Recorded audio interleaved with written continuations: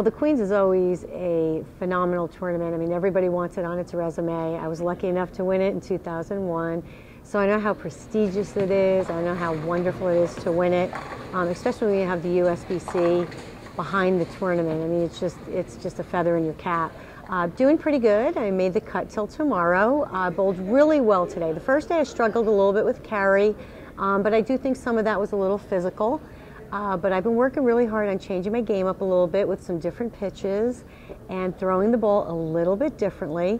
So today it really all came around. I drilled actually a new frantic, and I used up my first couple games to get me a nice 278 game and on a good roll today. I developed a little tendonitis in my middle finger. I can't say it's age because I'm only 27 according to my daughter. So I'm basically, 30 plus years of overuse. The tendonitis has caught up with me. And about 5 days ago, we changed my pitches from 0 all the way to 3/4 forward.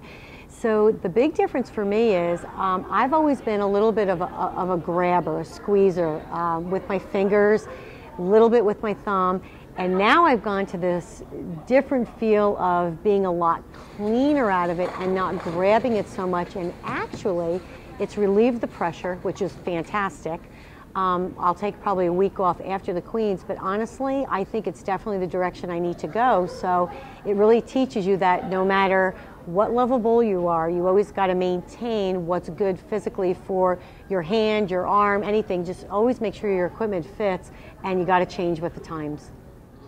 There is something I learn every time I bowl a tournament. It doesn't matter whether you bowl good or bad either. I mean, there's just something you always learn. And right now, I'm learning that maybe I should have made this pitch change in my fingers a little sooner than later.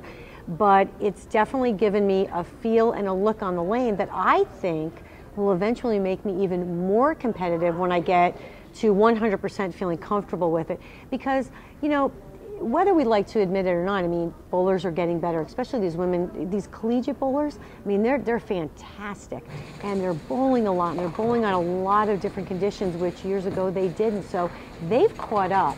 So it's my job now to always walk away from a tournament learning something, whether it be with my physical game or reading a lane pattern, which I used to think was one of my best assets when I was on tour.